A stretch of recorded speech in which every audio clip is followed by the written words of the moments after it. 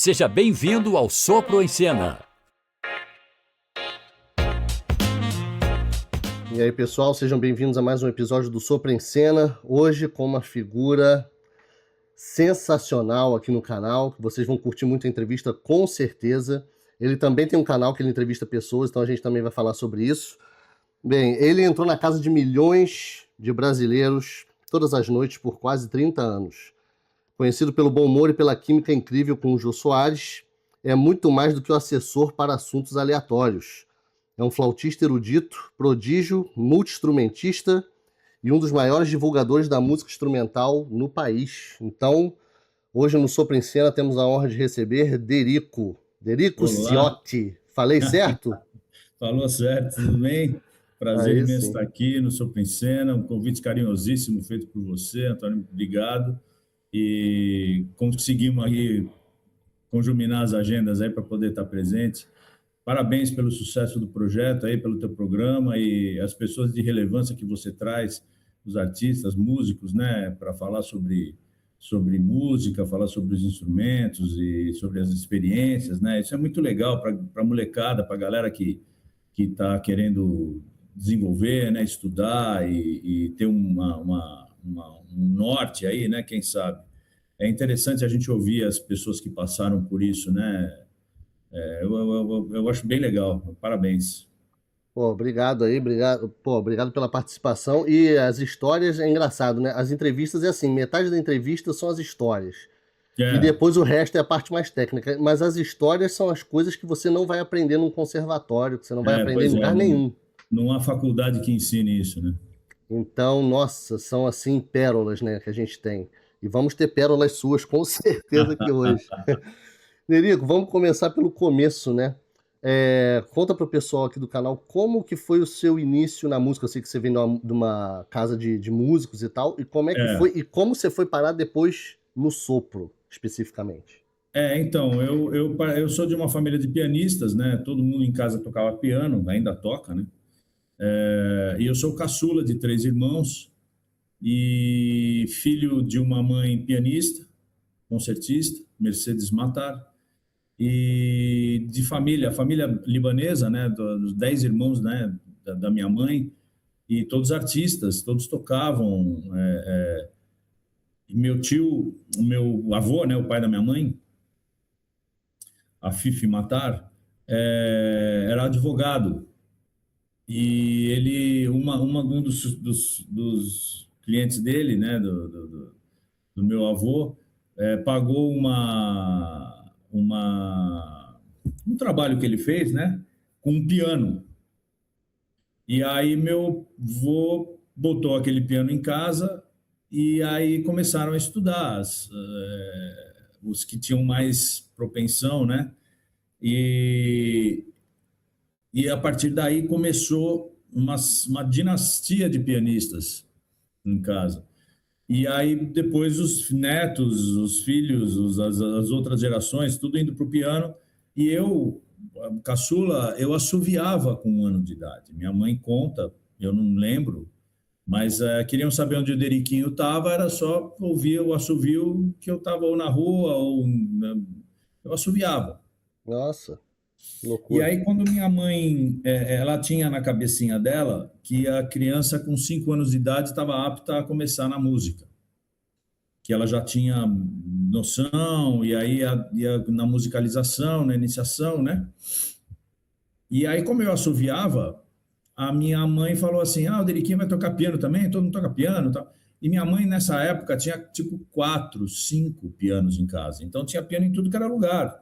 Banheiro, tinha piano em tudo que era lugar. Tinha Você piano ia no até na banheiro, você não cozinha. ficava lendo revista, você ficava tocando piano. E vai tocar piano, piano, piano. E aí minha mãe teve uma ideia, falou: vamos testar, eu vou dar uma flauta doce para ele. E aí me deu uma flauta doce, quer dizer, não me deu, ela colocou no sofá, quando eu tinha 5 anos de idade, isso em 1971, ela colocou no sofá uma flauta doce, daquelas de plástico, que eu tenho até hoje, cara. Tem 55 anos essa flauta. Ó, legal, relíquia. E aí eu peguei, olhei aquilo, não sabia o que era. E a flauta doce é uma coisa muito simples, né? Porque é um instrumento de iniciação musical. Você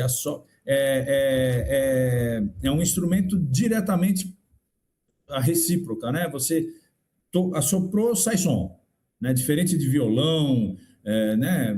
Que você tem que ficar apertando, o dedo tem que estar no traste e tal. A flauta não. E aí eu assoprei, aí deu certo, e aí você vai botando o dedinho ali no buraco e vai fechando e vai dando nota. Eu falei, pô, que negócio interessante. Aí fui embora, fui jogar bola, fui fazer outra coisa, né? Aí a minha mãe depois falou, o que é aí, Derek? Tudo bem? Então, você viu que a mamãe deixou? Né? Eu falei, vi. Aí, que legal, legal. Tal, não sei o quê. Você toparia isso? Eu falei, top, tá tudo certo, né? Para mim. E aí eu comecei a estudar, com 5 anos, com uma professora chamada Eva Schaffer, que era uma alemã, que era vizinha de casa, amiga da minha mãe. E ela era um doce, porque minha mãe fala uma outra coisa também que é muito interessante, cara. Ela diz assim: você necessariamente não precisa gostar de música, né? Mas se o seu professor gostar de dar aula, ou a sua professora, a possibilidade de você gostar de música e aprender é muito maior. E Verdade. essa professora adorava o que fazia. E ela fazia com muito carinho, muita dedicação. Ela tinha uma didática para criança muito interessante. Então eu gostava de ir na aula. Independente se eu gostasse de tocar ou não, se aquilo ia me trazer para, sabe? O ambiente da musicalização me seduzia. Então eu ia. Você E criou eu, gosto, né? e eu comecei a ter um vínculo com ela de não querer decepcioná-la. Então, quando Ah, ela pedia para mim, estuda isso aqui, eu estudava. E eu voltava junto e ela me elogiava. Eu falei, pô, isso aqui é legal, porque cada dia que eu venho aqui, ela fala uma coisa legal de mim, então tá dando certo. E eu comecei a estudar. E eu comecei a ficar bom naquilo. E eu comecei a evoluir. E aí, com 8 anos de idade, eu fiz o meu primeiro concerto, que é a idade que eu me considero como minha profissão. Eu tenho 52 anos de profissão. Eu comecei a trabalhar com música aos 8 anos de idade, porque eu dei nossa. meu primeiro concerto e aí eu fui dando recitais, eu fui tocando. Ela ia me colocando para tocar em cameratas, em pequenos recitais, clubes, né? Que tinham esses clubes, o Clube Transatlântico, o Clube Nacional, o Clube Holmes. Tinha uns clubes aqui no Brasil, principalmente em São Paulo, e no Rio, que absorviam esse tipo de manifestação, né, cultural, recitais, músicas de câmara e tal. E a criança só E vai, né? Ela não tem nem medo do não, público, não né? tem Só vai. filtro, não tem nada. Eu ia É muito tocar. bom, Eu muito não bom. tinha medo. Ah, não, puxa, eu acho que eu vou errar, que eu vou acertar. Não.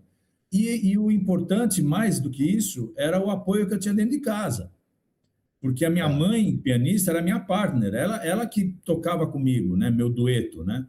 Então, cara, eu Olha, estava em casa, eu estava com a minha mãe sentada no piano ali, é como se eu estivesse estudando na sala de casa. Então estava tudo certo. o público ali do lado não interessa. Interessado. Não, assim, era uma relação que não tinha estresse. E eu fui Muito me bom. adaptando a isso de uma forma que até hoje é assim. Eu não tenho nenhum tipo de obstáculo de separação, de distância entre eu tocar no palco e o público que está me vendo. Não, eu estou em casa, sempre. Né? Não, a minha zona de conforto. Eu estou sempre confortável. Dificilmente você vai me pegar numa situação que eu estou desconfortável porque eu estou fazendo assim, a não ser que eu me coloque numa situação que eu esteja fazendo uma coisa que eu não sei. Aí tudo bem, aí muda de figura. Mas assim, a partir do momento que eu sei o que eu estou fazendo, cara, não tem estresse, não tem É isso. problema. E essa preparação, né, Delico? Olha que legal. Isso refletiu totalmente na tua carreira profissional. Você ficou É, relax total. exatamente. Assim, na verdade, a minha percepção profissional, ela nunca mudou.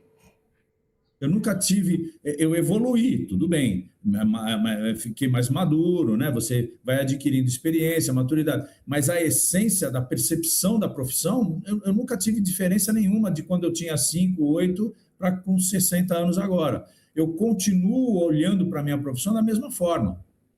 Eu só performaticamente ou como experiência eu esteja talvez um pouco melhor, tal, com mais gama de possibilidades, ok. Mas assim, como eu vejo a profissão, sempre foi a mesma coisa, sempre. Eu nunca Nossa, tive que uma legal. diferença. E Não, continua, pode falar, pode falar. Não.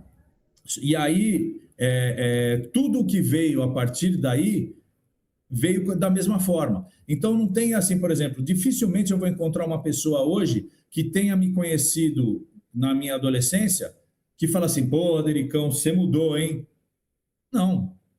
Ela vai falar assim, cara, puta, você continua da mesma forma, cara, você continua do mesmo jeitão, pô, você toca... Não, seu som melhorou, ok, puta, sua técnica, tal, seus instrumentos, tal, ok, mas o teu caminho não muda. Por quê? Porque eu sei exatamente o que eu quero, onde eu estou, que trilha seguir, né? Então, cara, isso eu acho que é uma... Eu não sei, na verdade, se isso é um privilégio ou não, né? Mas eu não me frustro e eu não reclamo, de jeito nenhum, porque eu acho que eu tenho aí é o que está me segurando até hoje na profissão, é essa percepção, entendeu? Essa consciência. E depois que você teve toda essa carreira, que a gente ainda vai chegar lá, que você foi pro Jô, depois saiu do Jô e montou o Music Truck, que nós vamos falar também, é uma demonstração dessa tua consciência constante. Eu acho que sim. Eu acho que tem a ver com essa continuidade, digamos assim. É como se fosse uma consequência. Isso aí. E então você, assim, começou na flauta doce. Essas aulas que você teve lá com a sua professora de flauta doce, já foi negócio para valer, tipo assim, partitura, Sim. e o negócio foi Outra sério. coisa também, porque até então eu não tinha uma linguagem musical. Eu talvez fosse uma pessoa de musicalidade, mas eu não tinha uma linguagem musical. Eu não tinha essa percepção, né, de leitura, de interpretação, estilo, técnica. Eu não tinha nada disso. Eu não era músico. É. Quando eu fui para o caminho da música, a primeira coisa que me veio foi a decodificação das leituras, dos códigos. Quando eu aprendi isso, e foi uma coisa muito fácil também, porque eu sempre tive uma facilidade, digamos assim, para tudo que envolvesse matemática. Tudo. Olha, Tudo que envolve matemática, na verdade, se eu não fosse músico, eu seria engenheiro, né? pô, então Eu para ler gosto muito de partitura, matemática. divisão de tempos e tudo, foi sensacional. Então, eu aprendi com muita facilidade a decodificar. E a partir do momento que eu aprendi a decodificar, explodiu, assim. Porque eu falei, cara, é uma língua, eu sei falar uma língua universal, que todo mundo entende. Então, isso me abriu umas portas, assim, que depois de um pouco mais de idade, eu fui compreendendo o que isso significava, na verdade. Porque a primeira coisa que me veio na cabeça, quando eu comecei a tocar e comecei a entender, é que o que significava, o que eu tocava agradava. Então, isso para uma criança é muito legal, É. né? Porque você faz um negócio que as pessoas gostam, você se sente bem.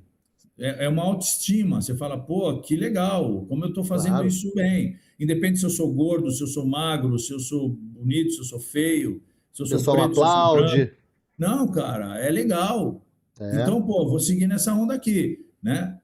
Aí tem as outras coisas que acontecem depois, que você tem que ficar monitorando fama, se você vai ficar idiota ou não e tal. Aí é uma outra fase, né? Da É. maturidade da coisa.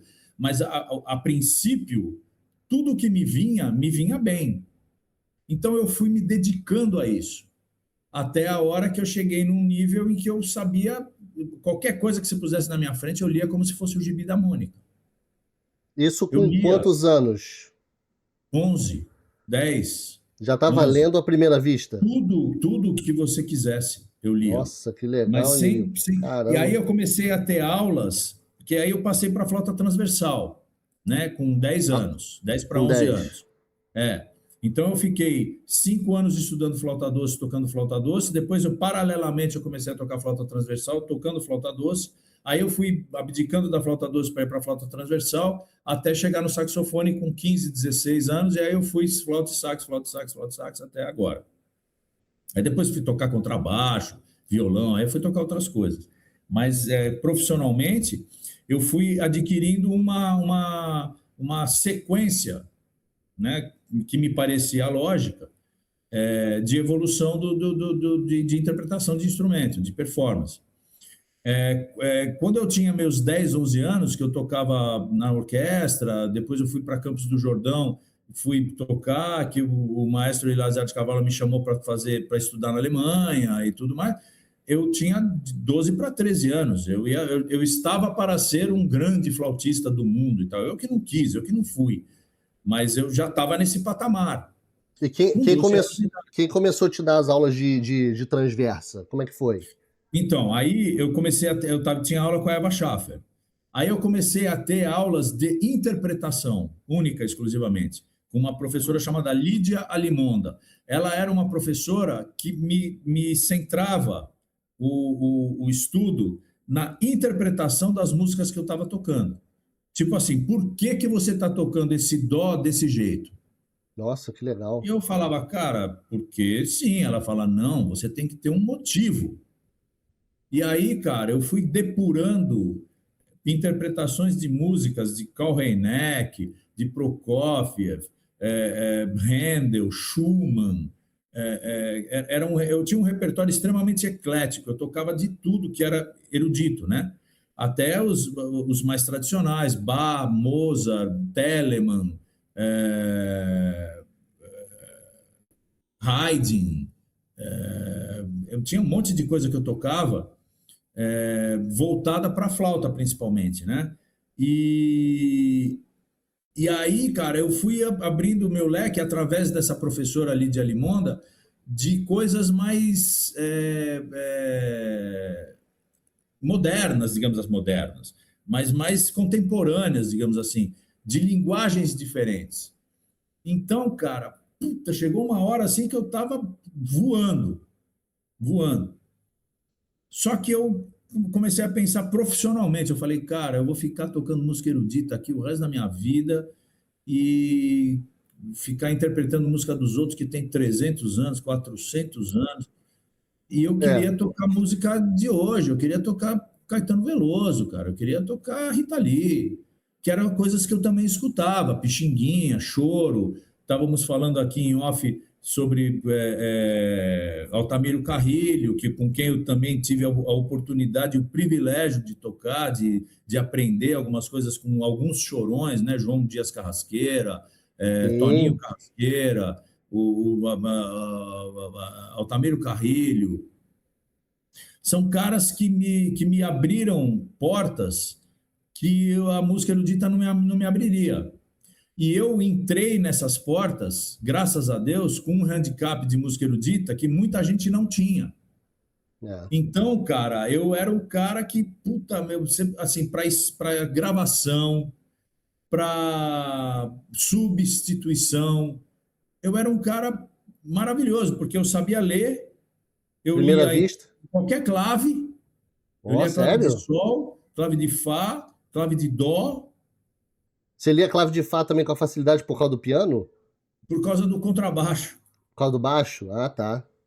e lia cifra. Então, cara, eu estava em qualquer lugar Tava completo. que precisasse, porque eu tinha uma estrutura de estudo. E aí, cara, aí eu fui embora. Aí, a partir daí, o céu era o limite, na verdade. Você na flauta transversa, então você já com 11 para 12 anos, você já estava fazendo apresentações com orquestra e Eu tudo tocava, era mais. jovem, cara. Olha, Eu fui primeiro flautista da orquestra do Festival de Campos do Jordão. Eu fui regido pelo Eleazar de Carvalho. que legal. É, o teu caminho estava todo apontando para uma carreira erudita. Então, quando acabou o concerto, que eu fiz o concerto final do Festival de Inverno de Campos, em 1980, isso aí eu tinha 13 anos de idade, tinha acabado de completar 13 anos de idade, o maestro Eleazar Cabral chegou para minha mãe, falou: Mercedes, agora eu acho que foi no Teatro Municipal, está na hora do Derico galgar degraus e tal. Eu vou escrever uma carta de referência e para ele estudar na Alemanha. E eu falei, porra, aí fomos embora, né? Meu pai e minha mãe, sentamos na mesa em casa, pizza, domingo, né? Ela falou, e aí, Deriquinho, você viu o que o Márcio falou? Eu falei, vi, mãe, então, é legal, né? Eu falei, muito legal. E aí? Né? Porque o que acontece é assim, paralelamente a isso, eu era muito menino, eu era moleque.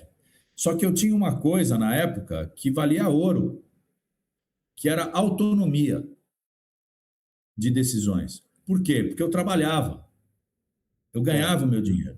Então, eu financeiramente não dependia dos meus pais, quer dizer, financeiramente, eu morava com eles, eu comia a comida que eles compravam, eu estudava numa escola que eles pagavam, tal. Mas eu tinha um trabalho que me dava uma grana, então eu nunca pedi uma mesada para o meu pai, por exemplo. Legal, hein? Ele sempre falou, ele gerenciava o dinheiro que eu ganhava. Não era muito, mas era um dinheiro que me sustentava. Eu não poderia viver sozinho, mas eu já tinha uma certa responsabilidade com relação à gestão.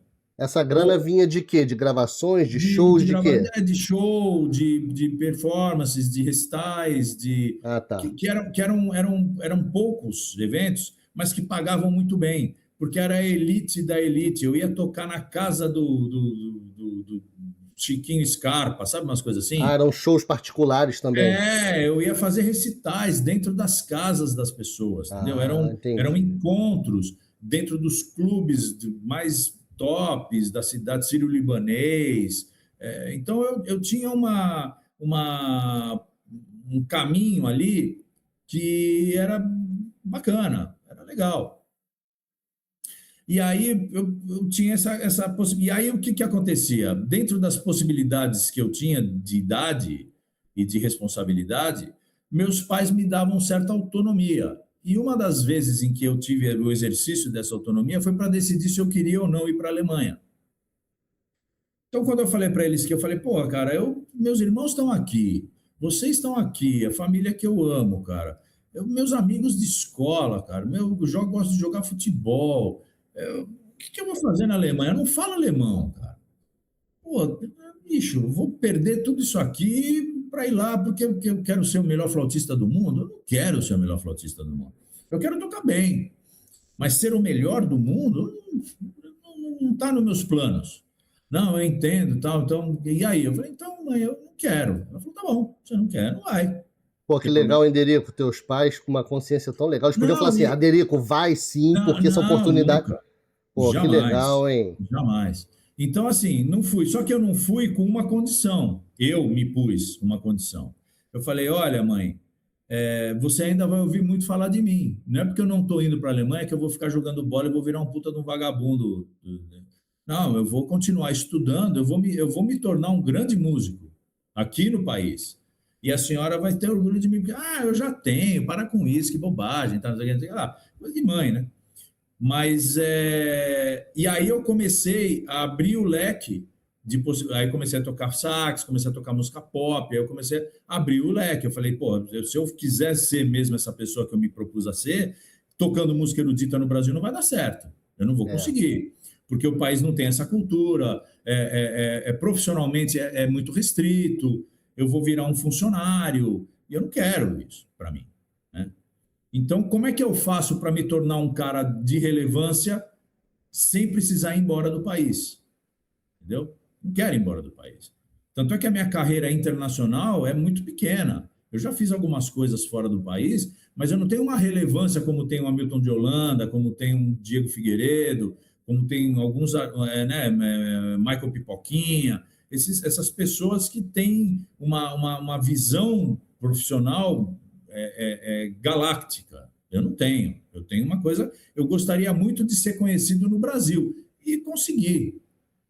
Né? Eu sou uma pessoa hoje sem falsa modéstia, eu sou um cara conhecido no Brasil. Claro, claro. Eu, musicalmente, como profissional da música instrumental, eu talvez seja um dos nomes mais conhecidos do Brasil. Sim. Muito pelo programa, ok, porque tem televisão, tem a mídia, ok. Mas não é fácil. Não. Um país que culturalmente é o país que você conhece, você sabe como é o Brasil culturalmente, né? Que tipo de relevância tem a cultura para o cidadão brasileiro e para o staff, né? Então, cara, é muito difícil. E aí você ser conhecido na rua, as pessoas te pararem na rua para pedir autógrafo porque você toca flauta, talvez na Noruega, não é? Em É, Viena. lá, James Galway, né, bicho? Lá na Inglaterra. Você entendeu? Um Ian Anderson, tudo bem. Mas, assim, no mundo, mundialmente, você tem, né, você conta talvez Muito nos raro. dedos. E instrumentista, eu estou falando, não estou falando cantor, né? Você não pode comparar o Ian Anderson com o Sting. Você não pode comparar, né? Agora, eu no Brasil, onde eu for fazer show, vai ter público. Então, isso para mim já é Uma como é que eu vou chancela. dizer? Eu sou uma realização. É, claro. Pô, maravilhoso. Derico, você falou a respeito de 15 anos você começou no sax. Hector Costita. Ah, é? Ó. E por que você detectou assim, falou, bem, agora vou ter que pegar outro instrumento? Foi por conta de abrir os horizontes? Mercado.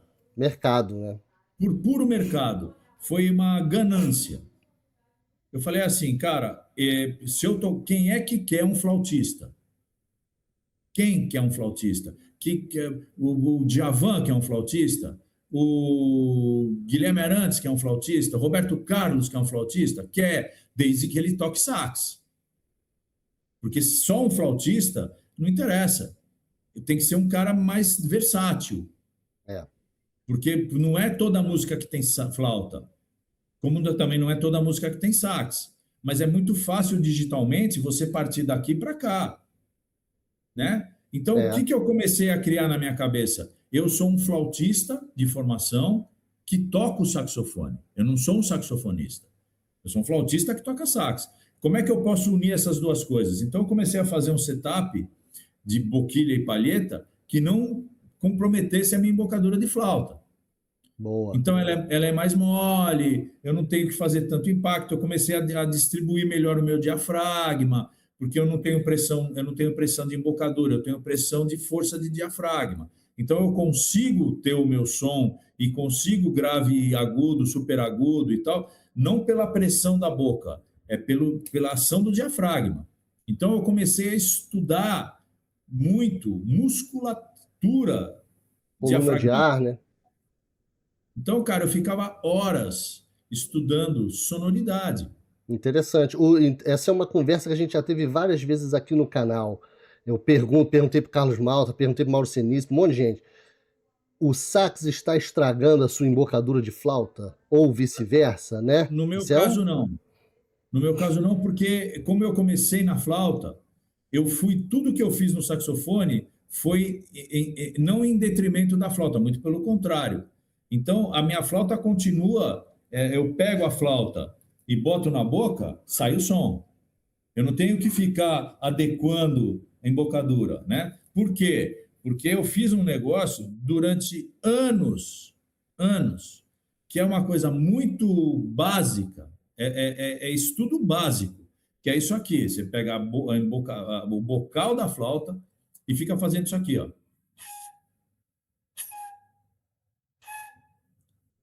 Só, até você ter pelo menos 10 sequências ininterruptas de som perfeito.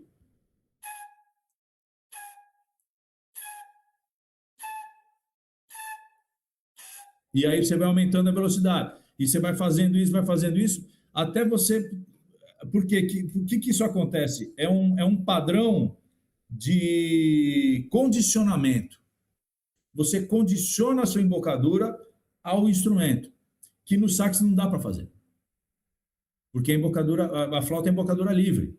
Então É. você tem que condicionar a sua embocadura à liberdade do sopro. O sax não, é preso, é palheta. Então, se você não tiver aquela embocadura lá do jeito que ela é, o teu som não tem jeito, cara. Ele não vai sair, ele vai pitar. Então, tem um lugar específico que você tem que botar a pressão, que você tem que fazer a palheta vibrar. Aquilo tudo é um combo. A flauta não, cara. A flauta ela é mais livre. Então, você precisa condicionar. Então, Porra, eu ficava dias, cara, horas fazendo isso. Então, isso, cara, isso você começou a fazer depois que pegou depois o que eu comecei a sax. estudar flauta, depois que eu comecei a estudar sax. Aham. Porque eu fui Pô, começando a sensacional. condicionar meu estudo a coisas que não deteriorassem a minha embocadura de flauta, porque eu era um flautista. Eu Sim. não vou deixar de ser um flautista para virar um saxofonista. Não, eu sou um flautista que toca saxofone. Você ainda Você se toca muito considera bem assim? saxofone. Muito obrigado, mas eu não sou um saxofonista. Eu sou um Ó, flautista. sim. E você Entendeu? ainda se considera assim? Eu sou um flautista. Eu vou morrer flautista. Legal, legal. Eu acho que, Derico, como você teve uma história muito longa com a flauta antes de pegar o sax e não foi início de flauta popular, foi erudito, que aí é outro nível de limpeza, de som, isso Sim. firmou muito, né, a embocadura em você, que aí para perder com o sax ia ser mais difícil. Não, e outra, é uma judiação. Você entendeu? Dá dó de você jogar no lixo todo o estudo que você teve durante anos por conta de um instrumento que vai deteriorar todo aquilo que você estudou, entendeu? Não, não precisa. Dá para conjuminar. Talvez eu não tenha o som perfeito do saxofone. Tá, tudo bem. Mas tá lá. As pessoas me consideram um saxofonista. Tá tudo certo. Mas eu não. Eu sou um cara que toca saxofone. Eu toco saxofone. Eterno Mas, pô, flautista. Derico, você toca saxofone muito bem, muito obrigado. Ótimo. Mas eu sou um flautista. Como é que você quer ser apresentado? Flautista. Mas tem músico. Tudo bem, pode ser. Agora, só saxofonista, eu acho Sim. muita pretensão, entendeu? Legal. E aí, emendando nisso, qual a tua rotina de estudos hoje? Você ainda tem uma rotina? Você divide Não, entre rotina flauta e não. sax? Não, rotina não. Eu toco, eu estudo conforme a demanda me pega. Porque, na verdade, o meu trabalho hoje é muita performance. Eu toco muito, praticamente todo dia. Agora, parar para estudar é quando tem uma demanda. Eu vou trocar o repertório. Ou então agora eu vou fazer um show específico com orquestra em tal lugar onde tem um repertório específico que eu tenho que estudar. Ou então agora eu fui convidado para tocar com o Spock Frevo Orquestra, lá em Recife. Então, puta, é uma coisa que eu tenho que parar e começar a estudar, porque Estudar. senão eu vou passar vergonha, entendeu? Ou senão eu não aceito. Eu falo assim, cara, eu não tenho tempo de estudar. Não vai dar. Não, é para a semana que vem. Não dá. Se fosse para o mês que vem, talvez desse. Mas para a semana que vem eu não tenho condição de fazer. Porque eu não vou conseguir te atender. Vai ficar uma merda. Então é melhor não fazer. Né? Então eu sou muito criterioso nesse sentido, de não fazer feio. Então eu sei dos meus limites. Eu sei até onde eu posso ir. O quanto eu posso me dedicar e o quanto eu posso entregar para não criar uma frustração diante de uma expectativa. Do Derico. Não, cara. Não. Claro. Eu falho como todo mundo. Eu sou humano. Então eu preciso de tempo. Imagina, você toca isso com o pé nas costas. Não, cara. Não. Não é bem assim, né? O pessoal acha que é mágica. Nunca, jamais, entendeu? Agora, eu seria leviano se eu falasse que sim, entendeu? Você falou uma coisa interessante aí. Eu entrevistei o Maurício Einhorn. Maurício Einhorn, Opa! 90 Toquei com ele agora, ano passado, 90 e cacetada. Meu Deus, o homem é uma máquina. É uma máquina. Aí entrevistei ele falou, ele e vários outros, que é isso, é ensaio focado no próximo repertório, o estudo, né? O estudo é isso, Exatamente. É o próximo repertório. Exatamente. O que acontecia muito comigo quando eu era adolescente, jovem, criança, eu estava me formando. Eu estava em formação. Essa formação, chega uma hora que você chega num limite em que você precisa começar a agir, a atuar. Senão, você fica repleto de formação e não experiencia nunca. Não põe em prática. Quando você começa a atuar, quando você começa a experienciar isso, você fica encantado, porque tudo que você estudou dá certo, funciona. E é o que não dá ou o que falta, você vai aprimorando. Então, a formação passa agora, no meu caso, por um aprimoramento. Eu estou me aprimorando, porque formado eu já estou. Eu já tenho essa formação, eu já tenho essa estrutura, eu já sei ler, eu já sei escrever, eu já sei tocar, já tenho a técnica do instrumento, eu já sei exatamente a linguagem, eu sei tudo. O que eu preciso agora? Aprimorar. O que é isso? Me adequar às demandas que chegam. Pô, Dericão, vamos fazer um show de pagode? Vamos, cara. Eu só preciso de um tempo para me adequar. Né? Não é que eu gosto ou não gosto, não é isso que está em questão. É se eu consigo ou não. Eu posso chegar para o cara e falar assim, cara, você vai me desculpar, mas eu tentei e não consegui. Por quê? Porque essa linguagem eu não tenho de jeito nenhum. Então eu não vou fazer. Agora, a partir do momento que eu me coloco na posição de vamos tentar e eu consigo, cara, vem a música que vier. Já toquei música árabe, já toquei música japonesa, já toquei música europeia, já toquei música africana, já toquei música americana, já toquei música de tudo, todos os estilos que você pode imaginar. Mas eu me propus a fazer e consegui. Agora, tem coisas que eu não consigo. Tem coisas brasileiras que eu não consigo tocar. Eu precisaria parar, me adequar para poder realizar. Estudar, e aí né? vai o tempo, vai a disposição, entendeu? E Dedicação. aí tem outras coisas. Você falou a respeito de música japonesa, você tem uns discos Tenho de dois. música japonesa, gente. Quem não conhece tem que conhecer. Nós vamos falar sobre isso daqui a pouco. Agora, Derico, uma coisa que você falou interessante aí, você migrou do erudito pro popular. Geralmente quem faz isso enfrenta uma barreira, porque a pessoa está acostumada a ler só. É só ler a parte na frente. E aí ela precisa romper a barreira de sair da partitura e cair num outro terreno completamente desconfortável, Distinto, né? que é a improvisação. É. Como é que foi para você dar esse pulo da partitura para improvisação? Então, na verdade, cara, eu sou danadinho, cara, assim, no seguinte sentido. Eu sou muito descolado como pessoa. Eu não tenho amarra na minha vida pessoal, no tratar. E eu considero a música, eu lido com a música da mesma forma. Eu não tenho barreira. Então, cara, assim, quando eu comecei a tocar música popular, eu fui ter aula com Héctor Costita, e eu fui ter aulas específicas, porque na música erudita eu tinha isso. Eu não tinha aula só do instrumento, eu tinha aula do estilo, da música. Na música popular, eu fui nessa linha também. Eu falei, pô, eu quero ter aula de popular. Eu não quero ter aula de flauta e de sax. Eu não quero tocar Garota de Ipanema. Eu quero ter aula de Garota de Ipanema. Então, cara, eu fui ter aula com Hamilton Godoy, eu fui ter aula com um monte de gente falando de música popular. E aí, cara, eu fui vendo como é que os caras lidavam com a música popular. Porque eu via como as pessoas lidavam com a música erudita. E era isso mesmo que você falou. Era uma coisa direcionada, parada, estrutural, de leitura, de capacidade de virtuosismo e tudo. Que na música popular não era tão assim. Tinha o virtuosismo, mas ele era mais voltado para a liberdade. Que a música erudita dava em determinados momentos, quando você tinha uma área numa sonata de Bach, por exemplo, o Bach te dava 16 compassos, digamos assim, em que você podia atuar. Só que você tinha que atuar naquele estilo. E aí você fazia um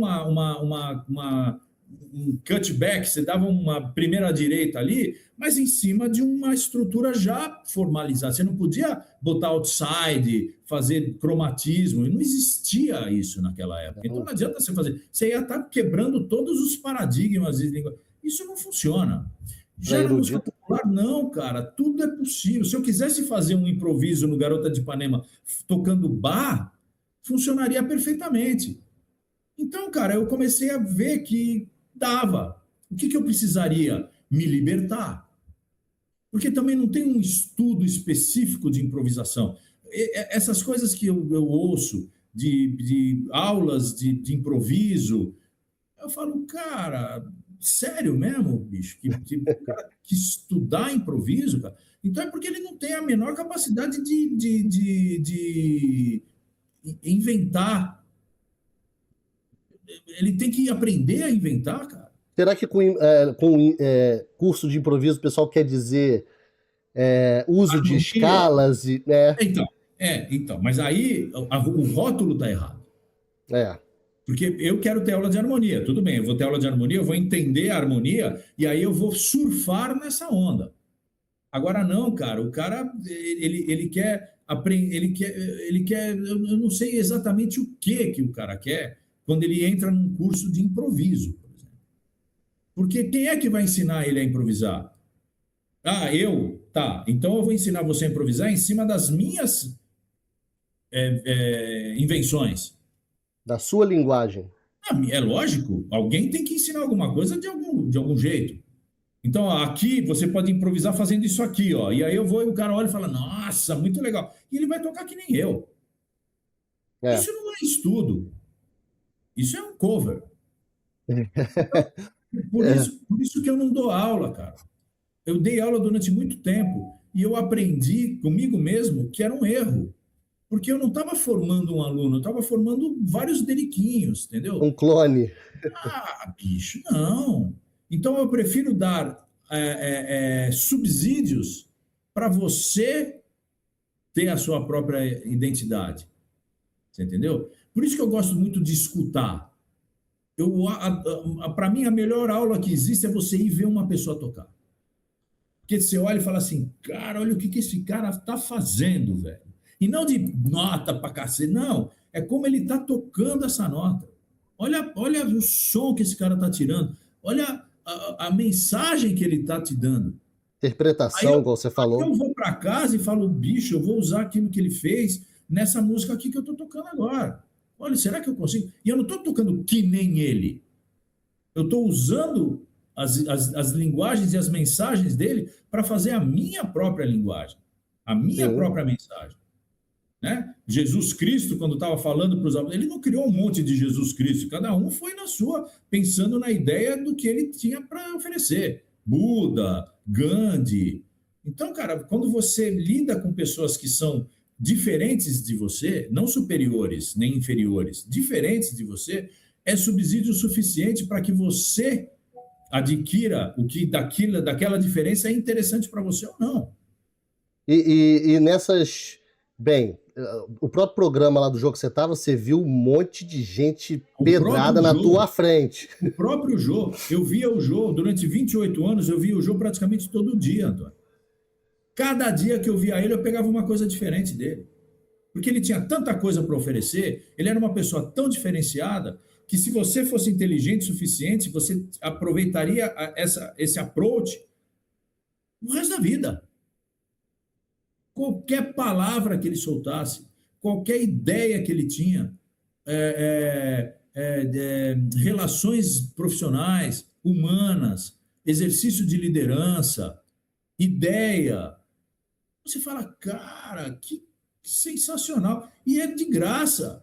E ele não está olhando para você e te dando, ele está falando, ele está jogando isso no cosmos. Pega quem quiser. Tem que saber aproveitar. Copyright. Não, isso aqui é meu. Eu vou morrer com isso, eu vou ser o cara mais inteligente do cemitério. Não, velho. E desse pessoal que você viu tocando ao vivo, qual foi assim o primeiro que você viu ao vivo e falou, eita, que te deu um impacto assim? Puta, cara, o Altamiro Carrilho, por exemplo, é um cara que não necessariamente eu já tinha visto antes, na verdade. Mas esse cara foi um cara que quando eu vi pela primeira vez tocando, eu falei assim, bicho, é verdade, eu consigo fazer isso na flauta? A flauta faz isso? Porque mesmo tocando a coisa mais cabeluda do planeta, da música erudita, aquilo ali que ele estava tocando na flauta não existia para mim. Eu não tinha esse parâmetro. E eu era moleque, eu tinha 11, 10, 11. E eu tinha aula com o João Dias Carrasqueira, que já tocava determinadas coisas daquele jeito, mas o Altamiro ele estava num degrau superior, ele tinha uma linguagem, ele tinha uma visão diferente do instrumento. E ele com o instrumento era uma catarse, era um negócio... Cara, quem não viu, veja. Altamiro Carrilho tocando flauta. É incrível. É um negócio que você fala assim, cara... Eu tive a oportunidade de ver o Altamiro uma vez ao vivo, aí fui num workshop que ele deu à tarde e o show foi à noite. Porque né, ele já estava ficando idoso, eu falei, meu Deus, será que eu vou ter chance de ver esse cara ao vivo, né? O tempo tá passando. E ele idoso já era sensacional. Idoso ele estava... E outra, você vai num workshop do Altamiro Carrilho, ele não quer mostrar, ele não quer te dar aula. Ele quer passar a experiência dele para você. É um outro tipo de approach, é um outro tipo de abordagem de sabedoria. Ele não vai falar para você assim, faça isso desse jeito que isso é legal. Não, olha isso aqui, ó. Pronto, só isso. O que ele vai te ensinar ali, igual essa nuance que você está dizendo, não tem conservatório que te ensine. De jeito nenhum. Que é a experiência do cara. E eu fiz faculdade, e eu falo, a faculdade te dá uma visão estrutural de música que se você não tiver capacidade de experienciar isso fora daquela cátedra de um outro jeito, aquilo se perde. Aquilo vai embora. Porque é só conteúdo que você precisa praticar. Você precisa colocar isso numa prática de vida sua. Cada um toca barra de um jeito. Barra é um só. Mas cada um toca de uma forma, cada um entende barra de uma forma, porque cada um é cada um. Você vai ouvir 500 milhões de interpretações de Garota de Ipanema, inclusive várias do mesmo cara, que é o Tom Jobim. Ele toca a Garota de Ipanema de várias formas. Cada dia ele está de um jeito. Cada dia a Garota de Ipanema está andando olha que coisa mais linda, mais cheia de graça. Ela, menina que vem aqui, passa um doce balanço a caminho do mar. Pode um dia estar chovendo, um dia está um sol escaldante, outro dia ela está cansada, outro dia ela está acompanhada, um dia ela não vai. Você entendeu? Então, cara, são visões da mesma coisa. A música te dá essa possibilidade. Você precisa ter consciência e estrutura para performar cada dia do jeito que você acha que deve ser. E entender o ambiente que você está, né? Óbvio. Cada público, cada ambiente te pede uma coisa, né? Roberto Carlos faz esse mesmo show dele há 50 anos. Você vai no show dele, é diferente. Apesar de ele estar com o repertório igual, cada hora ele está tocando de um jeito diferente. A intenção dele é outra, uma mudança no arranjo aqui, um convidado lá. A estrutura do show é a mesma, mas não se perde nunca. Ele só angaria público. Ele só aumenta a quantidade de pessoas que o ouvem. Por quê? Porque ele tem essa capacidade de camaleônica, de estar na mesma árvore, cada hora de um jeito diferente. Muitos anos também, né? Porra, cara, há 50 anos, cara. 60 anos, sei lá quanto tempo. Deus, muitos anos de palco, né? Agora, Derico, desse povo assim que você gravou, que você tocou, tem alguém que você gostaria de destacar assim? Falei, poxa, esse show que eu fiz com fulano, essa gravação que eu fiz para Beltrano foi especial. Tem alguma coisa que você lembra, assim? Olha, de flauta, de sax, enfim. Eu fiz absolutamente todas as apresentações que eu fiz com orquestra foram únicas.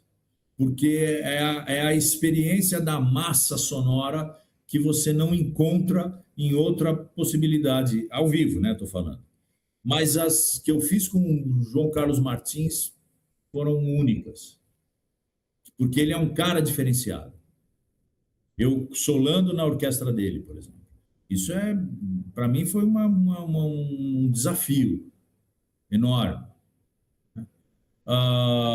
Gravar com grandes músicos com quem eu tive a oportunidade de gravar, falei do Hamilton Godoy, o Toninho Ferragutti, um músico de altíssimo nível, Michel Frederson, toquei com Léo Gandelman, Chiquinho Oliveira, falando da nossa linguagem aqui de sopro, com quem eu tive a oportunidade de tocar, Joabê Reis, Teco Cardoso, vixe Maria, tanta gente com quem eu toquei, cara. Naor Gomes, Ed Cortes, vixe Muita Maria. gente, né? E Cara, aquilo, né? Cada um você o aprendeu um Marcelinho pouquinho ali. Martins, que é um doce de pessoa, maravilhoso. O Miltinho Guedes. O Miltinho Guedes é um cara único no mundo, eu acredito, cara. Dificilmente você vai encontrar um músico como o Miltinho Guedes no mundo. Ó, tem Porque entrevista ele do é Milton Guedes aqui no eclético. canal, hein? Ele já veio? Já, pô, tá no canal. O Cara, Marcelo também. ó, o Miltinho Guedes, cara, não em detrimento de nenhum outro nome que eu falei aqui, mas o Miltinho Guedes em especial, cara, ele é um cara eclético, versátil, ele toca de tudo, ele toca vários estilos, ele canta, ele tem uma humildade, não tem como você mensurar, porque ao mesmo tempo que ele é protagonista, ele pode ser o terceiro da estante. E ele mantém um nível igual, cara. Né? Ele não esculacha, porque, não, puta, tem esse cara lá. Não, cara. Ele faz com a mesma determinação que ele faria se ele estivesse tocando, como sendo Miltinho Guedes, show, ou Lulu Santos, featuring Miltinho Guedes. Ele faz o solo com Oswaldo Montenegro, ele faz Sandy Júnior, ele produz, ele grava, ele é um cara espetacular e um talento, cara. É, Porque tudo que ele faz é legal, funciona. tem E uma ele é um personalidade. artista. Exatamente. Isso aí é o que você fala. Não tem uma faculdade que vai te ensinar isso, não tem um curso específico que vai te dar essa expertise. Vem do cara. O cara é assim. Ele tem essa possibilidade de desenvolvimento profissional. E é isso, não tem o que dizer. O que você vai dizer de um cara desse, cara? Você vai falar, tem cara melhor, tem cara pior? Não, cara. Não tem. Talvez tenha caras diferentes, tudo bem. Mas no nível do Milton Guedes, por exemplo, cara, eu não consigo pensar num cara que performaticamente faz o que o Milton faz. É muito versátil, é um showman também, né? Presença de palco, né? Bonito. Tem mais Pô, essa também. o cara só humilha, né? Pô, bicho, pelo amor de Deus. Mas o Milton, tem entrevista dele aqui no canal, hein, pessoal? Dá uma olhada lá. Muito legal. Que bem, ele fala da questão de quando ele gravou lá o Lu e Flor com o Oswaldo, que ele gravou assobio, gaita e sax na mesma música. Ele só não gravou a flauta, porque a flauta foi a Madalena, né, que gravou, né? Mas, Derico, a tua história lá no programa do jogo, foram muitos anos, acho 28? 28 anos, né? Vendo pelo lado, assim, o lado das histórias do programa, a gente já sabe. Eu queria abordar de uma forma diferente, até pela característica do canal, como é que aquilo ali foi um aprendizado musical, né? Tu via gente do mundo todo dividindo o palco com vocês ali, vocês tocando todo dia. Exatamente. Como é que foi isso na tua evolução musical, maturidade musical, prática de conjunto? Então, na verdade, a gente só. Na realidade, cara, a gente só percebe isso depois que acaba. Infelizmente. Por mais maturidade que você tenha, a roda, você está dentro daquele furacão, você não percebe o tamanho do furacão, você não percebe o estrago que esse furacão está fazendo ao redor. É só quando você sai, cara. Aí você vê e fala assim, sério mesmo, cara, que o furacão tinha esse tamanho? Pô, mesmo, quando eu passei por aqui, eu causei esse... Que na hora você não percebe. Então, eu tinha a satisfação enorme de estar lá e de poder fazer o que eu fiz lá. Então, toquei com Ticoria, toquei com George Benson, toquei com Joey Lovano, toquei com Claudio Roditi, toquei com Ray Conniff, toquei com Billy George Benson. Toquei com todo mundo que você pode, Ian Anderson, toquei com Deep Purple, toquei com dessas bandas internacionais, toquei com nacionais, cara. Fala qualquer nome que você falar, aí eu vou falar, toquei. Todo mundo passou lá. Em algum momento eu toquei com esses caras. Então, só que você não tem essa noção exata. Então, a pergunta que você me fez, como isso foi na evolução, eu posso te dizer dos 10 anos depois que o programa acabou. O que foi isso nesses últimos 10 anos da minha vida? Porque eu saí de lá com 50 anos, hoje eu estou com 60 anos. Então, esses últimos 10 anos eu consigo dimensionar o que foram os 28 anos que eu fiquei lá dentro. Então, agora, no final do programa, quando o programa terminou, eu comecei a ter a noção do que foi a minha participação dentro do programa e o que foi o sexteto, quinteto, quarteto para o Brasil.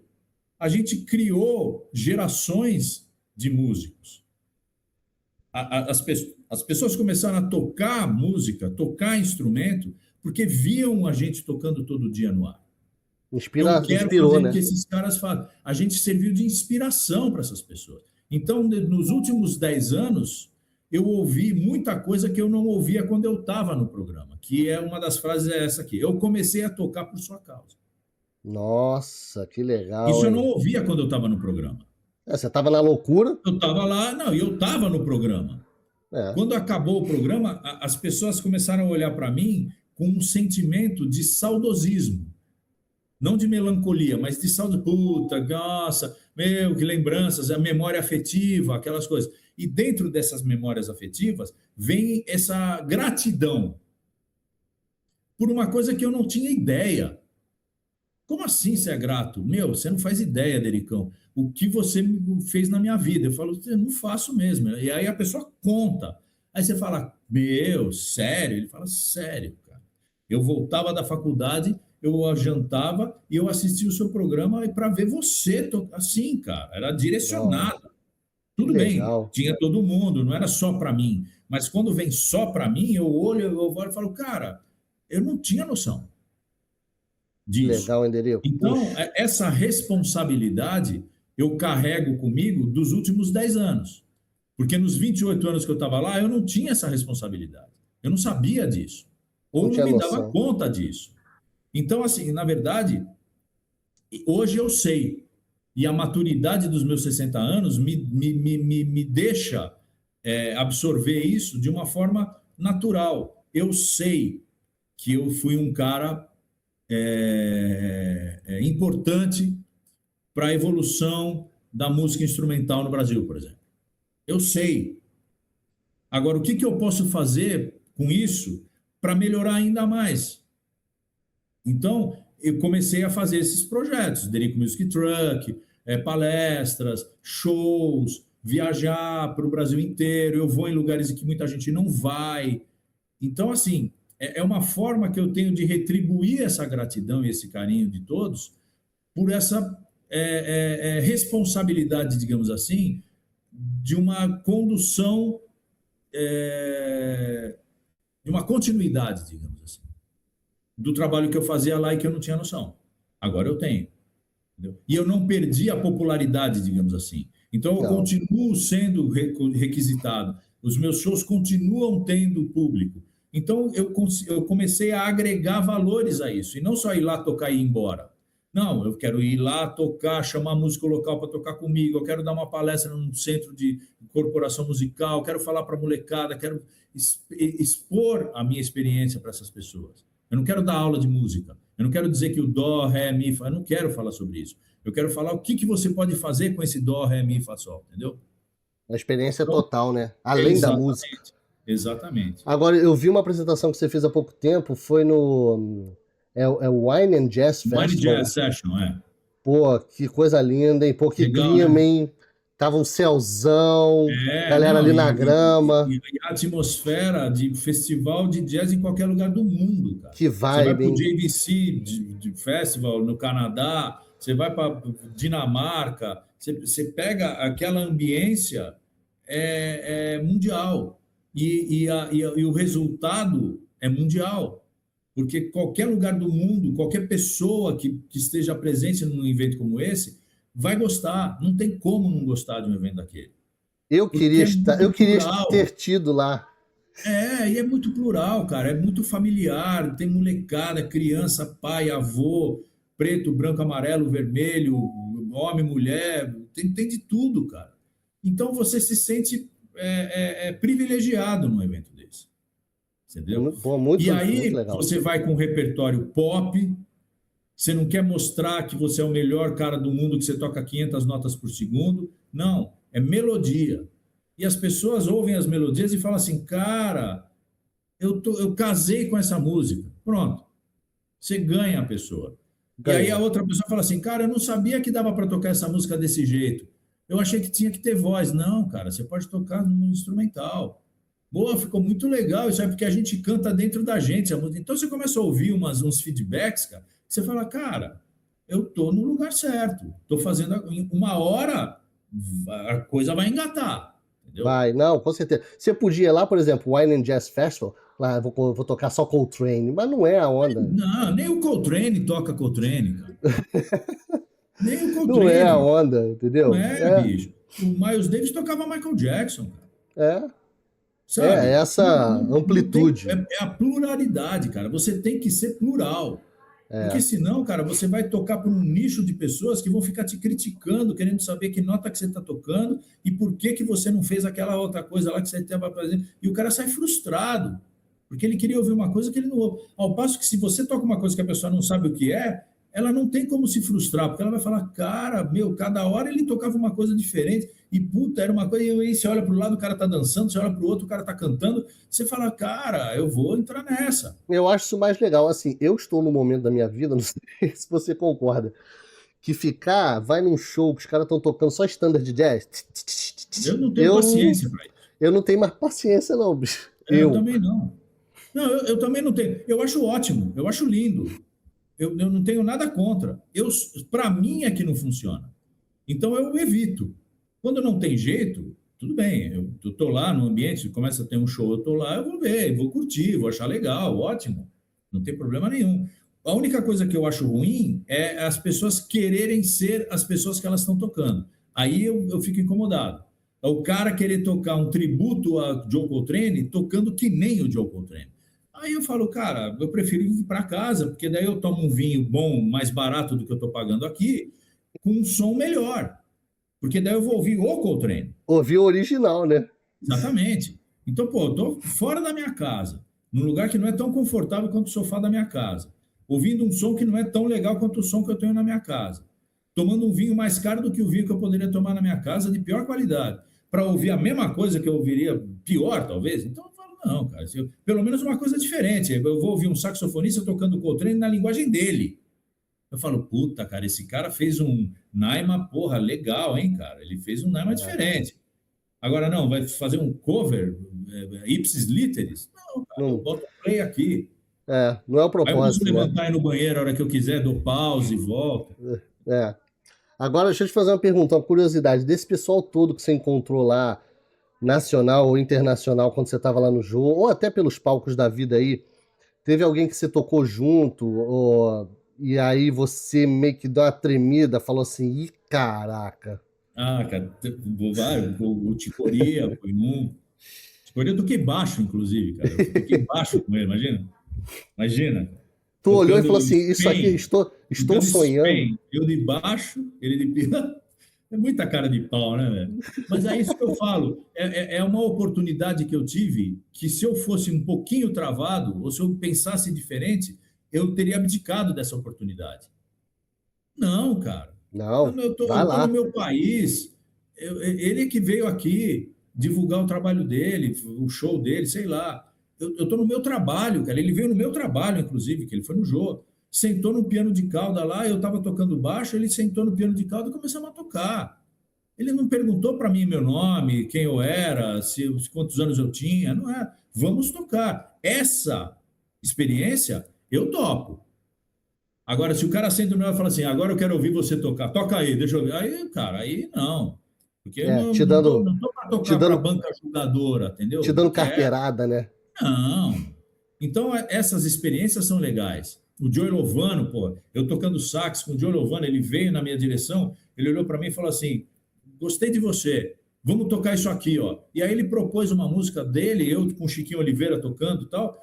Ele ficou feliz, porque eu não sei se eu atendi plenamente as expectativas dele, mas eu fui bem, foi legal.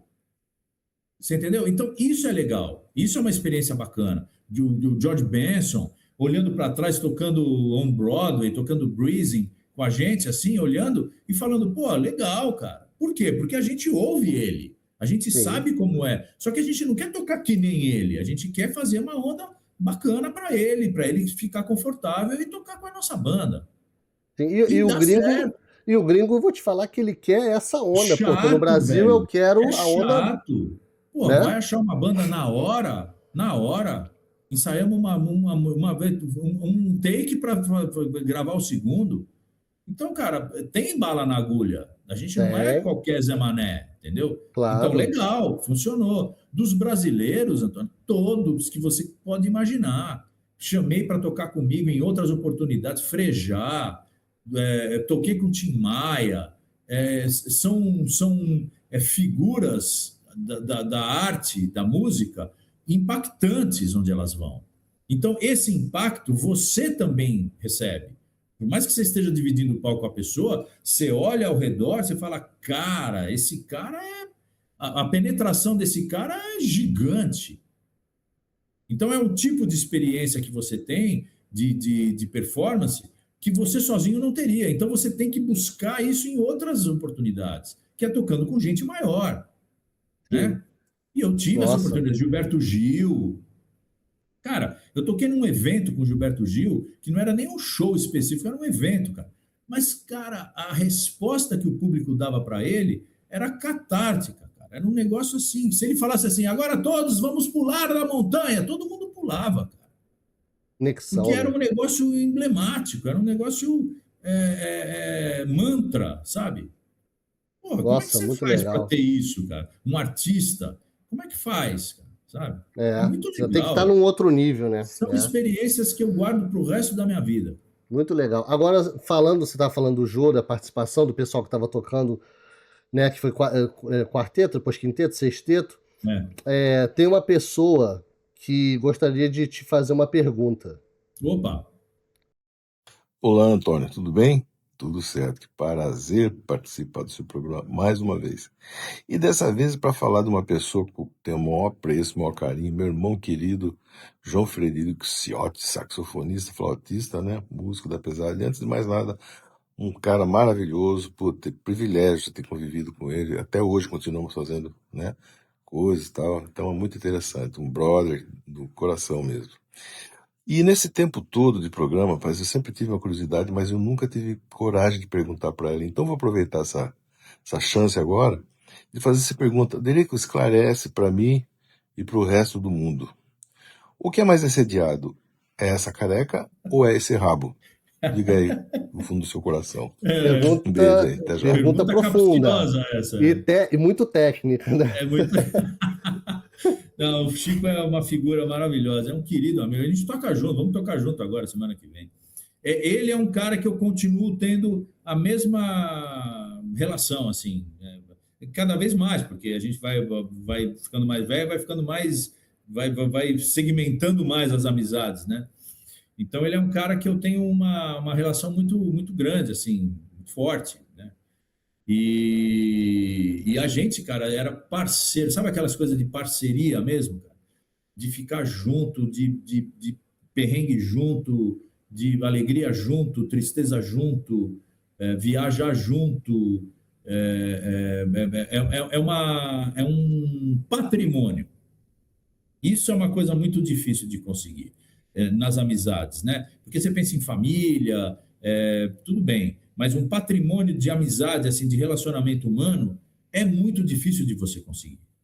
E É, principalmente dentro do ambiente de trabalho, onde você tem, na verdade, vaidades, né? Principalmente na televisão, cara. Na televisão você quer nossa. aparecer mais do que o cara, por que que ele tá apresentando mais do que você? Sabe essas coisas? Idiota. Mas quando você é moleque, eu era moleque, eu entrei no programa, eu tinha 22 anos de idade. Eu fui ficar famoso, eu tinha 24 anos de idade, com grana e com fama, e todo mundo me parando na rua. Então, você criar uma amizade dessa, onde você abdica desse tipo de picuinha, de bobagem, e mantém isso até hoje, é muito difícil. Então, só que respondendo a pergunta dele, na verdade, a minha careca, ela é uma marca registrada, né? Tanto é que uma época, eu tive assédio de implante capilar, empresas que queriam me pagar uma grana para eu aparecer no programa de cabelo e tal. Isso não funcionou, não ia funcionar nunca, né? Eu ia ser demitido do programa. Então, só que em detrimento dessa careca, eu deixei meu cabelo crescer atrás. Então, quando eu casei, isso há 38 anos, no dia do meu casamento, a minha mulher fez uma trança em mim, pela primeira vez. E aí eu achei legal e comecei a usar a trança. Quando eu entrei no programa do Jô, eu já tinha a trança. Então, ele usou a trança. Então, eu tenho a minha logomarca, eu É, tocando flauta, eu sou um flautista, com a minha careca e a minha trança. Essa é a e a minha logo, trança. né? Então, isso aqui é uma coisa irreversível, eu não tenho como reverter isso. Então, por exemplo, quando eu vou tocar, as pessoas falam, você não veio de trança. Aí eu falei, porque eu não sei fazer trança, né? Então, eu tenho que pedir para alguém fazer. Às vezes não dá tempo de ir no cabeleireiro e tal, não sei o quê. Então, eu acho, na verdade, que a trança é mais assediada do que a careca. Porque a trança, ela tem uma linguagem minha própria do careca de trança, né? As tranças de um careca, né? Que é aquela coisa meio impossível, né? Poeiras em alto mar, aquela coisa, né? Que eu acho que isso no inconsciente pega mais do que a minha careca, por exemplo. Porque se eu tiver de boina, as pessoas não vão reclamar tanto. Mas às vezes as pessoas reclamam de cabelo solto, por exemplo. Falam assim, Olha, prefiro você de trança. Tá? vira uma Então, marca, né? respondendo a pergunta do meu querido irmão. Tá respondido aí então, Chico? Tá respondido aí. Agora, Derico, olha que legal. O Chico, ele entrou depois e saiu antes do programa É, acabar. Então, quer dizer, esse convívio de vocês, então, essa amizade foi ficou muito intensa, porque de- ele entrou depois e saiu antes. eu conhecia ele, e a gente já tinha tocado junto antes dele entrar, mas a convivência mesmo começou em 99, quando ele entrou, e terminou em 2013, 14, quando ele saiu. Então ficou 14, 15 anos de convivência direta, né? E aí se manteve. Aí, quando ele saiu do programa, a gente continuou junto, continuou tocando. Ele tocava em banda que eu tocava, aí fomos fazer show junto, Derico e Chico, tal. Ah, muito legal. Mas é um grande amigo, querido. Eu pedi essa gentileza que ele fez, te mandar uma pergunta, porque ele já passou aqui pelo canal, tem a entrevista do Chico aqui. Sim. E aí eu falei, eu vou entrevistar o Derico, deixa eu pedir uma pergunta lá pro Legal. Chico, muito Querido. bom. Agora, Derico, vou te fazer uma pergunta que é uma parte aqui do vídeo que o pessoal aguarda muito e é muito interessado, que é a parte de setup. Ah, Que instrumentos o músico usa? Então, no caso de flautas, no teu caso, de sax também, boquilhas e palhetas, conta pra eu, gente. eu Vamos começar tenho, pelas flautas. eu tô com dois instrumentos aqui, né? Que são os instrumentos que eu mais uso, que é a minha flauta, que é eu só tenho instrumento em Yamaha, né? Então eu tenho essa flauta aqui, que é uma flauta que eu tenho, que eu uso muito, que é mais ou menos a minha do cotidiano mesmo, que é o pé em dó, né? Ela não tem o si, é o pé em dó. É uma série 6, 684, que é uma belíssima flauta de prata inteira, bocal de prata inteira, 900 eu não sei que prata que é, deixa eu até ver aqui, peraí. Mas eu acho que é 980, deixa eu ver. Deve ser aquela 985, Não, é 925, prata 925, 925. e 684 é uma Yamaha. E aí, esse bocal é um bocal também, que é um bocal específico da Yamaha, que é de prata inteiriça, né? O bocal Maciça. de prata, ela é toda de prata. Ela não faz parte eu tenho o bocal dela, mas eu uso esse bocal da Yamaha, que é um bocal diferente, que é um EC, que é uma Silverhead, que é 925 também. Então, ela é a mesma prata da flauta, mas o shape é diferente, né? É um outro shape. Muito bom. Essa flauta é maravilhosa. Eu tenho uma série 7, que tem bocal em si, que também é muito boa, mas eu sou um cara muito apegado a determinadas coisas. Então, por exemplo, eu me apego muito a essa flauta aqui. Eu toco muito com ela. Se eu tiver que tocar com a outra, eu tenho 4 flautas. Eu tenho uma que foi a primeira flauta que eu comecei a tocar, que foi uma Yamaha 211, que eu tenho ela, tá aí, em algum lugar aqui, que eu guardo. De vez em quando eu vou e toco, porque ela é muito fácil, né? Ela é muito facinha de tocar, um fusquinha, né? E eu tenho uma série 5, uma série 6 e uma série 7. A 5 e a 6 pé em dó e a 7 pé em si. Tudo de prata. E o sax, eu tenho dois. O tenor. Eu tenho esse aqui, que é o EX 875 Silver, que é o top de linha da Yamaha, com a palheta, a boquilha Autolink. E aí volta a dizer o negócio de eu ser ligado a essas coisas, né? Eu tenho uma boquilha. Quando comecei a tocar sax, e isso em 82, eu tinha 15 anos, esse meu amigo Ed Cortes, que foi com quem eu me espelhei para tocar saxofone.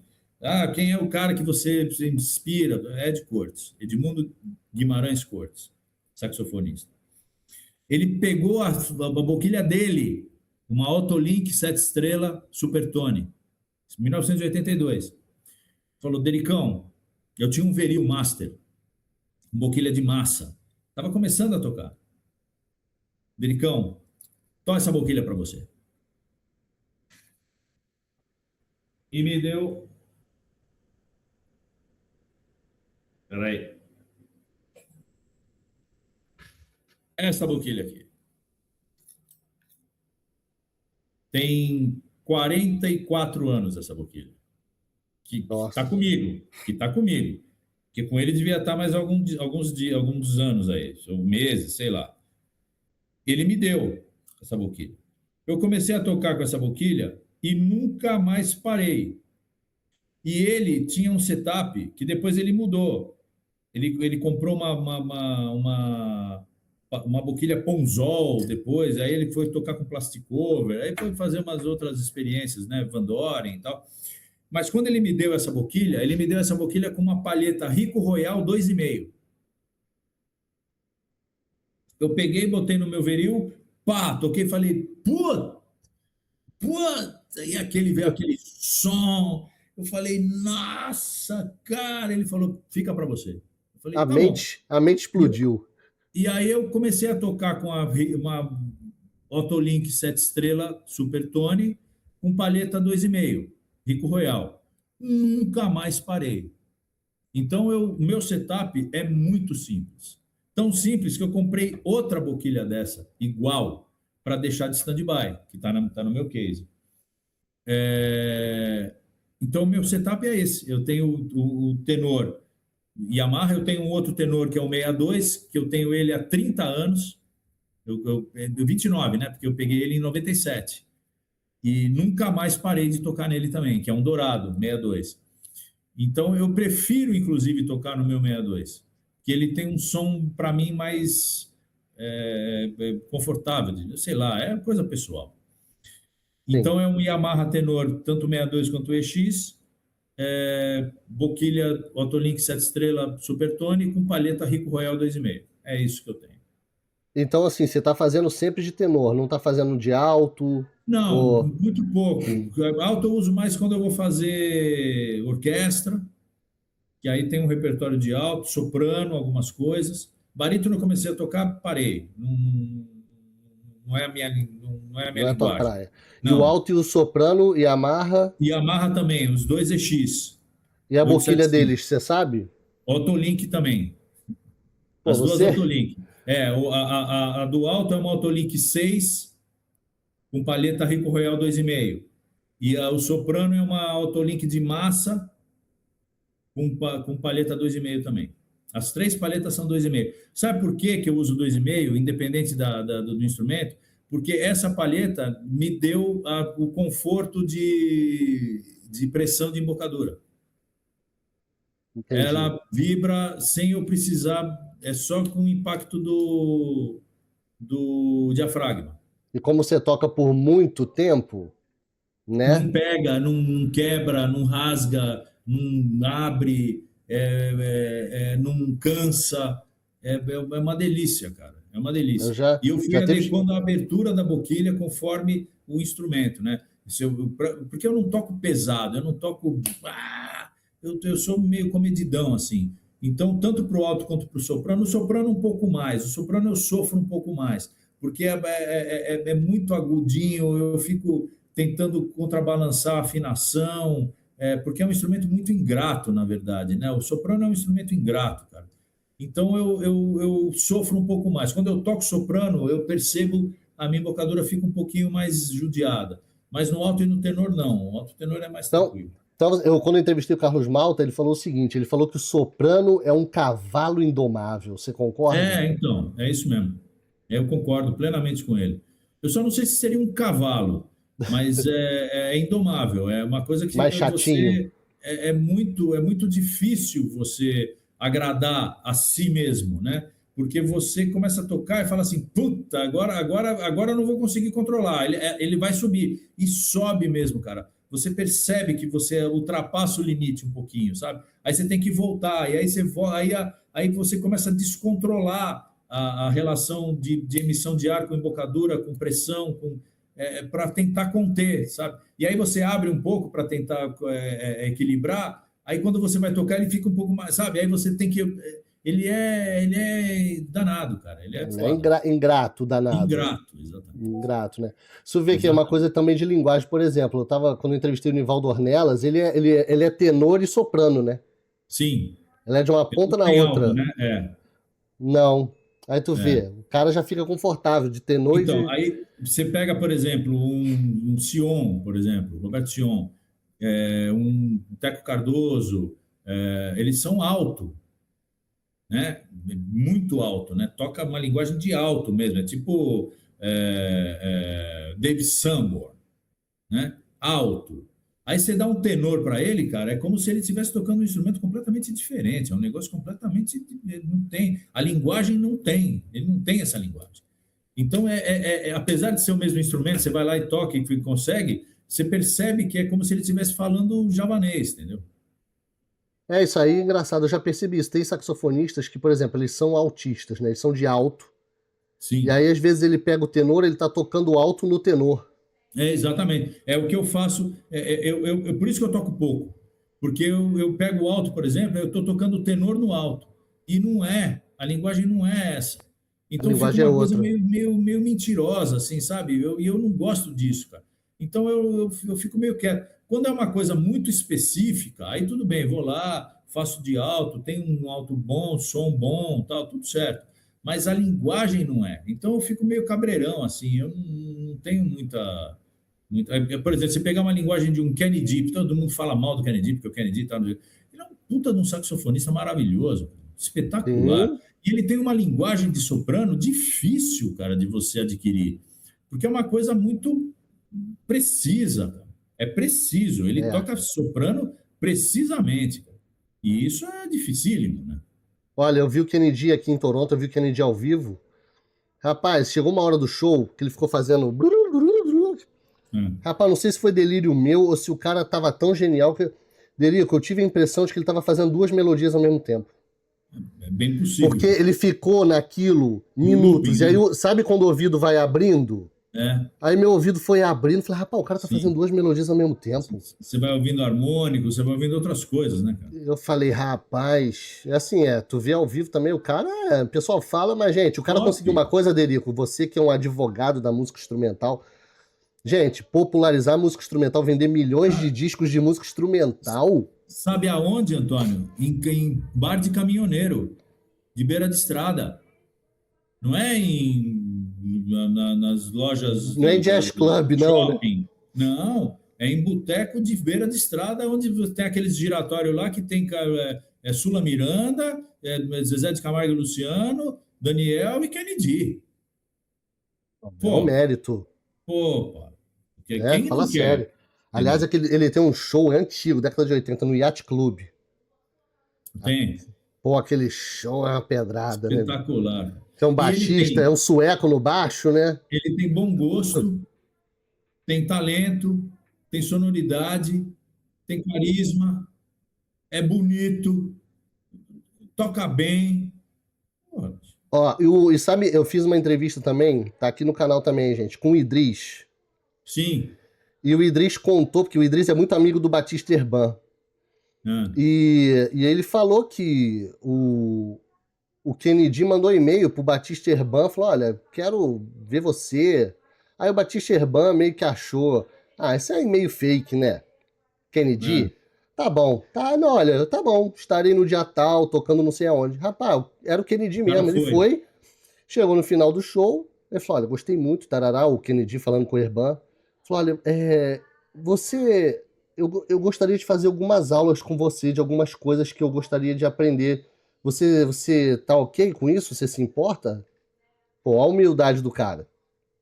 Imagina. Aí o Herban falou, não, claro, é alguma coisa que eu possa te ajudar. E foi, ele teve algumas aulas com o Herban mesmo. Tá vendo? Você vê como é que é? Na verdade, cara, isso fala muito sobre o caráter da pessoa, né? Porque você vê a pessoa como um artista e você julga a pessoa pelo que ele tem a oferecer, né? Talento, música, performance e tal. Mas a parte humana da pessoa, essa parte de relacionamento mesmo, cara, é nessas oportunidades que você vê realmente quem é o cara, entendeu? Por que que ele faz sucesso? Por que que ele é um cara querido no mundo inteiro? Por que que as músicas dele tocam em tudo que é lugar? Por que que as pessoas têm inveja dele? Por que que as pessoas querem derrubar ele? Porque elas não conseguem ser esse cara. É, E aí complica, entendeu? Porque a pessoa não consegue ser e fala assim, pô, eu não vou tentar ser esse cara, eu vou derrubar esse cara. Porque o meu parâmetro tem que ser outro, não pode ser esse. tem Porque esse eu isso. não vou conseguir chegar nunca, entendeu? Sim, E isso é fala verdade. tanto do caráter da pessoa que está querendo derrubar, quanto da pessoa que está sendo derrubada, É, claro. Não, né? achei fantástica essa história que o Idris contou. É. Achei maravilhoso. Agora, Derico, pra gente já ir terminando aí, fala um pouco sobre tua discografia. Os teus álbuns, teus discos estão disponíveis no Spotify, Então, todos. né? Eu E tenho a minha tem, discografia toda. e tem essa curiosidade dos discos com música oriental, com música japonesa. Como foi esse projeto? Da onde surgiu isso? Então, eu comecei a tocar em. Eu tenho um querido amigo chamado Takao Sato, japonês, que ele desenvolve um trabalho chama Matsuri, são encontros de japoneses que vivem no Brasil, vão para um determinado lugar e fazem um festival, 4 dias, 5 dias, em vários hotéis e resorts pelo Brasil. E agora ele está expandindo para fazer na América do Sul e tal. Bom, e aí ele me chamava para fazer um dos shows, mas para tocar música minha, normal, música brasileira, música internacional, para fazer o show da noite. E aí eu fazia, todo mundo adorava, e pô, Derico, pô, que legal, eu tirava foto, e pai, minha mãe te ama e tal. Não sei o quê. Aí um dia ele chegou, sentou comigo na mesa e falou assim: pô, Dericão, por que que você não faz um disco de música japonesa? Eu falei, cara, porque eu não sei. Nunca ninguém me propôs fazer isso, eu não sei nem se tem. Nossa! E aí, o que que ele fez, cara? No dia seguinte, ele pegou um compêndio de músicas japonesas e me mandou. Falou, Dericão, ouve isso. Vê se você consegue tirar alguma coisa de útil dessas músicas que eu estou te mandando. E mandou, cara, uma porrada de música tradicional do Japão. Melodias tradicionais do Japão, que o avô cantava para o neto, que tocou para o bisneto, que foi tipo capelinha de melão. Sabe essas músicas que ficam no inconsciente de quem nasce já sabendo? Parte do folclore japonês. Melodias belíssimas, belíssimas, coisas assim de chorar. Eu falei, cara, cada melodia linda. Ele falou, então, será que você não consegue fazer isso instrumental? Eu falei, consegui. Ele falou, então, porque não tem coisas assim. Essas melodias é só cantada. Ninguém fez essas músicas no instrumental. Eu falei, cara, mas eu não sou japonês, cara. Ele falou, exatamente por isso, porque daí a gente junta essa coisa da miscigenação cultural e o brasileiro tocando música japonesa, e porque tem muito japonês tocando choro e tal, não sei o quê, e criou um ambiente que eu falei, cara, pode ser. Peguei meu irmão, Serginho, pianista, Serginho Ciotti, que a gente tem um duo, que é o duo Ciotti, que tem várias Luciotti. CDs lá no Spotify, e Mostrei para ele. Falei, cara, ele começou a arranjar umas coisas, falou, "Pô, isso aqui é legal, isso é legal", e fez uma triagem, tipo 12 músicas. Entramos no estúdio e gravamos, tipo em 2 dias. Mostrei pro Takal. Ele falou, chorava. Eu tinha certeza que você ia fazer um negócio. Não sei o que, Que tá? legal. E mostrou para alguns japoneses tá, que tem lá algumas referências e tal. Japonês Lançamos raiz. Kizuna 1. Kizuna é o nome do disco, que quer dizer elo, né? Aham. Ligação. Lançamos. Lançamos aqui em São Paulo, lá na Liberdade, no Bonquio. Bom, fizemos lá um estardalhaço. Deu tão certo, cara, que ele me mandou uma outra seleção e falou assim, cara, vamos lançar o segundo.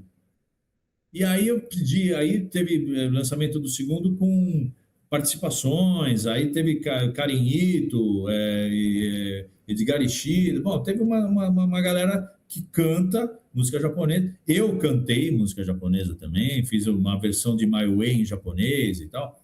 E lançamos esses 2 discos. Cara, foi muito legal, porque foi uma experiência muito diferente, com um repertório completamente distinto do que eu estava acostumado a tocar, com uma repercussão bacana. As pessoas não sentiram mentira ali, sentiram verdade. Era um brasileiro, músico, instrumentista, conhecido, tocando músicas deles, de forma legal, respeitosa, da melhor Respeitosa, forma. é. E aí, cara, ficou lindo. Agora você vê, Derico, a gente como músico, né? Às vezes você vê o mercado, e às vezes a gente se põe num lugar de receio de lançar o inédito, o Porra, diferente. E aí não tem quando dúvida. lança o troço vai, porque, né? Olha que coisa interessante, né? Que é o que eu te Agora, falei no começo. Eu não tenho esse tipo de amarra, entendeu? Para mim, eu estou fazendo, se eu sei fazer, eu vou fazer da melhor forma possível e da forma mais confortável possível. Se eu não sei fazer, eu nem vou me atrever, porque eu não vou conseguir, se eu não tiver tempo suficiente. Então, cara, isso tudo que eu faço da maneira mais simples possível. E fica agradável, porque é verdadeiro. É aquilo ali, sou eu ali tocando, entendeu? Não tem pô, mentira. muito legal. Agora, tu sentiu alguma dificuldade em, pô, porque, por exemplo, música oriental tem escalas distintas, tem uns bends, tem umas coisas que na música ocidental às vezes não Tem. tem. O que que você fez? Se eu tive que usar um outro tipo de, por Ouvi. exemplo, flauta, teve que usar flauta com chave aberta para poder fazer bend? Como é que você resolveu? Não, eu fazia os bends na mecânicos, né? E ouvi bastante coisa. Então eu ouvia e percebia a linguagem. Não fiz exatamente como eles, porque eu não sou um deles, mas eu tentei pegar a essência da coisa, né? E abrasileirar algumas também. Então, tinha momentos que eu fazia o meu irmão, por exemplo, no arranjo, abria para improviso. Cara, eu improvisava como se eu estivesse tocando bossa nova. Então, eu pegava a linguagem da música japonesa e introduzia na brasilidade, que era uma coisa que eu fazia. Por isso que deu certo, porque o japonês ouvia e falava assim, cara, você fez um negócio bacana, porque o japonês que ouve é brasileiro também. É, Aqui, eu não lancei esse disco no Japão. Apesar de ter tocado no Japão, eu não lancei ele, não fiz um show desse disco no Japão. Então eu tocava para Nisei, para Sansei, entendeu? E sim. essas pessoas têm uma coisa brasileira neles. Então quando eu tocava alguma música do cancioneiro japonês específica, que a avó do cara cantava para ele falava assim, cara, mas você tocou de uma forma diferente. Eu lembro disso, dessa música, mas você fez de uma forma diferente. E ficou bom, ficou legal. Essa miscigenação, esse Kizuna. Então, cara, tá Pô, 10. super funcionou, muito legal. Gente, confere. Eu vou colocar aqui na descrição do vídeo os links no Spotify para esses discos. Todos os discos que a gente está falando aqui durante a entrevista, vai ter link na descrição do vídeo Que para você ir legal. lá conferir, tá? Derico, e aí, bem, tem a sua discografia no Spotify e agora, para a gente ir encerrando, vamos falar do seu projeto, bem, que é um projeto que já está em curso há Crush. muitos anos, Derico Music Truck. Eu quero saber. Pô, essa ideia foi sensacional, principalmente porque você tem uma ideia de, no lugar que você chega, você chama alguém do local, É, não é isso? na Então verdade, esse projeto surgiu depois do Jô, né? E aí você montou o isso. caminhão, conta pra gente aí. Na verdade, eu tinha esse projeto antes de entrar no jogo, mas eu não tinha bala para fazer. Aí, quando eu comecei a entrar no jogo, eu não tinha tempo para fazer, porque eu tinha, a prioridade era a gravação, né? Então, eu não podia ficar viajando muito, porque eu tinha que estar de volta. E o truck demanda isso, né? Você faz tipo um caravana holiday. Você começa a viajar, você pega 3, 4, 5 cidades e volta, sem muito tempo, né? E aí, quando o programa acabou, o distrato do Jô, né, da Globo, eu tinha a grana, porque entrou uma grana, né? Eles pagaram todo, tudo e tal. E aí eu tinha duas opções. Ou eu investia num banco, que já tem um monte de grana e todo mundo investe, ou eu investia em mim. E aí, conversando com a minha esposa, faz o teu projeto, porque na verdade você vai estar regimentando o trabalho, que vai te gerar dinheiro e talvez seja até mais funcional do que você aplicar dinheiro no banco. E aí eu fiz, sem patrocínio de ninguém. Fui lá, comprei o caminhão, comprei o baú, fiz o projeto do baú, comprei todos os instrumentos e todo o equipamento e fiz o palco, né? E aí comecei a viajar, comecei a trabalhar, mas veio a pandemia, parei, fiquei praticamente 2 anos e meio parado, né? Quando voltou com restrições e tal, mas aí eu comecei a trabalhar prefeituras, porque são demandas de secretarias, né? Então, você tem a Secretaria de Educação, porque você dá uma palestra para criança e adolescente, falando sobre empreendedorismo, sobre gestão de carreira e tal. Você tem a Secretaria do Turismo, porque você fala da cidade, você toca num ponto, né, turístico da cidade, né, numa praça, num parque, na frente de um lago, né, na frente de um totem, sei lá, né, de um ponto, né? E tem o lado cultural, tem a Secretaria de Cultura, porque você chama a música local para tocar com você, você dá oportunidade de audição de um estilo de música diferente, que é a música instrumental. Então, você tem vários viés que a prefeitura pode abraçar. E não tem concorrência, então é inexigibilidade. Eles contratam sem licitação, porque você não tem que provar que você faz, ou então você É. tem que ter 3 orçamentos diferentes, porque não tem quem faça isso, né, na verdade. Então, facilita. E aí eu comecei a trabalhar devagarzinho. E foi dando muito certo, cara, porque é uma coisa muito diferente, né? Apesar de você estar fazendo show, que as prefeituras fazem isso a rodão, porque você monta uma estrutura de palco e faz festa da uva, festa do morango, festa do sei o quê. Só que o truck não, o truck você vai com o evento para as comunidades, você não traz a comunidade para o evento. Então, quando você monta um palco estruturado, as pessoas têm que vir até você. Então, você monta uma estratégia, uma barraquinha e tal, e as pessoas vêm. O truck, você pode ter essa mesma estrutura, só que aí o cara que mora lá no outro lado da cidade, você vai com o truck para lá, numa praça daquela comunidade. Então, você, além de tudo, você fomenta o comércio local. Porque o É. cara que vende a paçoquinha, vende a cervejinha, vende a pipoca e tal, ele não vai precisar se locomover, ele vende lá mesmo. Ele tá Então, lá. o salgadinho a pessoa já faz na casa dela e traz e vende. Então você cria um ambiente comum e o truck favorece isso, né? Então eu comecei a fazer muito isso, dissipar essa coisa de você estar na Praça Central, na frente da Praça da Matriz e tal. Você pode ir em outros lugares e começou a funcionar muito bem. Vai em bairros, né? Agora, Isso. Derico, todas essas andanças com o Music Truck, eu creio que você deva ir para cidades que são maiores, cidades que são menores, Sim. áreas que são mais abastadas, áreas que são mais carentes. Tem alguma história assim que você foi de repente numa área mais carente, alguma coisa que te emocionou? Alguma Cara, coisa que você lembra? eu fui para Ribeirão Preto, por exemplo, que é uma cidade referência na região, né, de Ribeirão Preto. Toquei para quase 5.000 pessoas. Tinha gente, cara, mas de porra, mas assim, cara, era inacreditável a quantidade de gente que tinha. Num pração, assim, num gramadão gigante, muito legal. E toquei em uma cidade chamada Lençóis Paulista, que fica no caminho para Bauru, que eu fui tocar numa comunidade, do lado de uma usina de cana. Então, cara, era o final da cidade. Acabava, a cidade acabava. Começava a rua de terra, Campos, tal. E aí eu toquei no final desse bairro, né, dessa comunidade. E eu cheguei, ninguém sabia. A prefeitura não tinha muito o que divulgado, comprou e mandou para lá, sabe aquelas coisas? E não fez uma divulgação. E quando eu cheguei com o caminhão, cara, começou aquela coisa: vem uma criança com bicicleta, o cachorro latindo, aí vem mais uma criança, aí sai, volta com mais cinco, aí vem uma mãe, e a gente parando o truck e montando. Aí veio um carro do DSV e do local lá, né? Porque eu ia parar na rua, né? Aí ele veio e falou: não, não, a gente está sabendo. Eu falei: pô, até que enfim alguém está sabendo, porque não Que estou achando bom, que né? ninguém está sabendo, né? E aí paramos o carro na rua e aí começou aquela coisa: mas o que vai ser? O que é? Quem é Derico? Tal. E, não sei o quê. E aí eu comecei a achar que aquilo muito interessante, que eu falei: agora sim a gente está no projeto mesmo, né? Falei: não, eu sou músico, saxofonista, eu vou fazer um show para vocês aqui às 7 horas da noite. E era tipo 2 da tarde.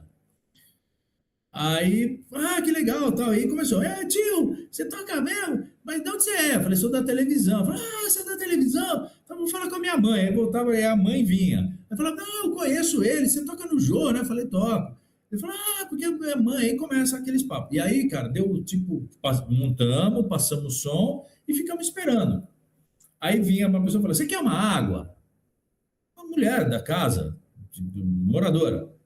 Um cafezinho, vou passar um cafezinho para vocês. Aí vem um cafezinho. Aí foi uma.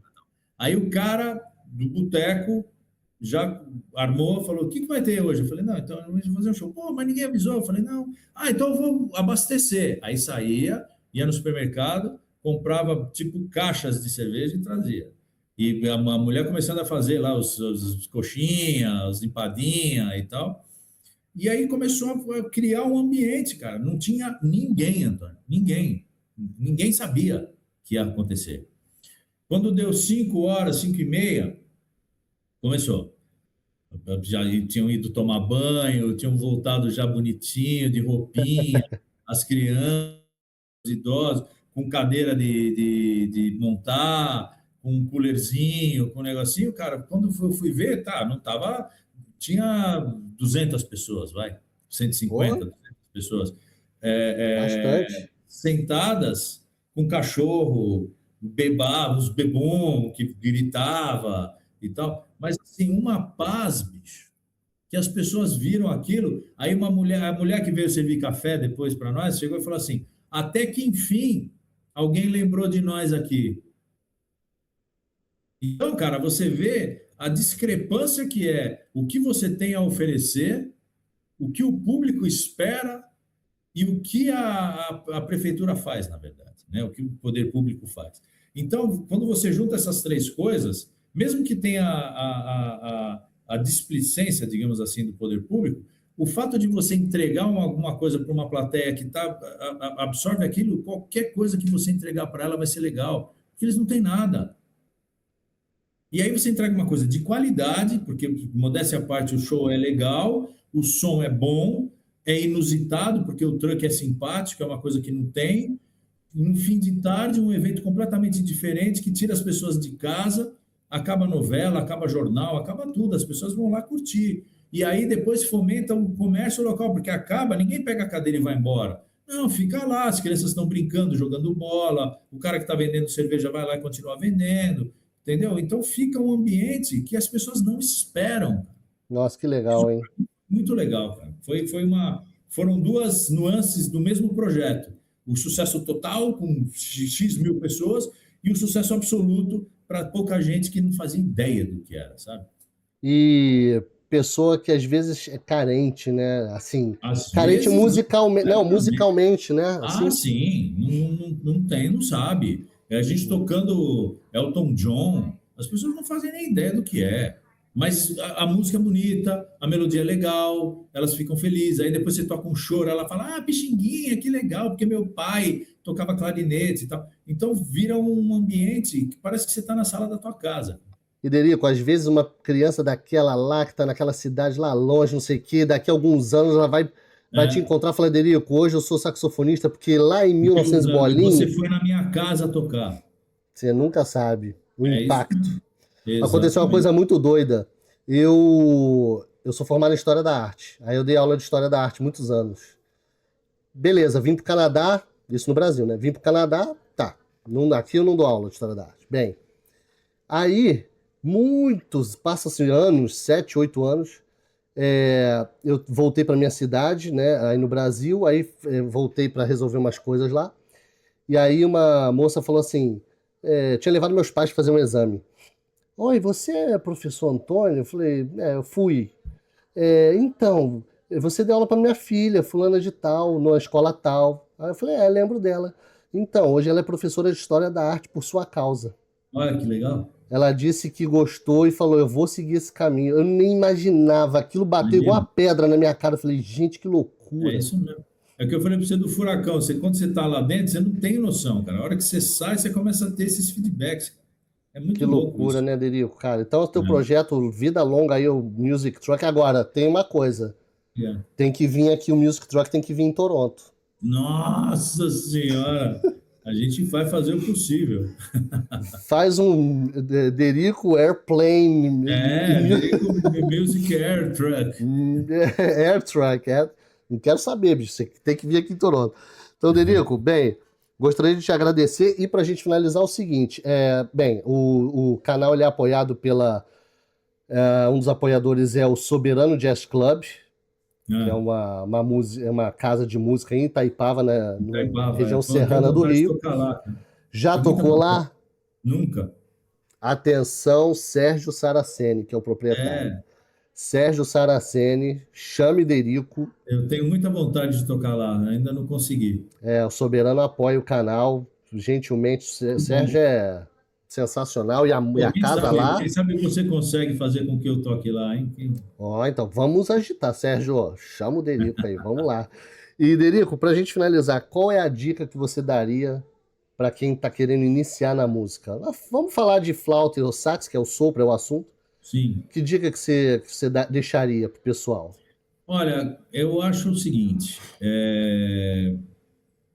para qualquer coisa, tudo bem que a gente está falando, puxando a sardinha para o lado do sax e da flauta, da música, mas para qualquer coisa que você queira fazer, que você se propõe a fazer, você tem que fazer com alegria, você tem que fazer com felicidade.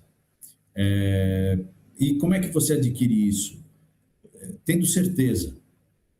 Se você tem dúvida de alguma coisa, procure subsídios, procure saber, procure se informar, procure entender o caminho, né? Porque não é porque é música que é legal, que é fácil, que é bacana, não. Ilude muita gente. A música ilude muito, porque você acha primeiro que você acha que você toca e não. Segundo que você acha que só porque você tem talento vai dar certo, também não. Terceiro, porque você acha que só se você se dispuser a fazer, se você praticar e estudar, vai dar, também não. A música, a arte no geral, mas a música em especial, ela é muito cruel, na verdade. É uma profissão muito cruel. Ela não tem glamour nenhum, na verdade. Então, você tem que ter muita certeza do que você quer fazer. A partir do momento que você tem certeza do que você quer fazer, é isso que eu quero fazer, estude, se forme, tenha base, se estruture, porque essa estrutura vai fazer a diferença na hora que você estiver lá na frente. A hora que você for galgando os seus degraus, a hora que você for capinando o teu caminho, a estrutura faz a diferença.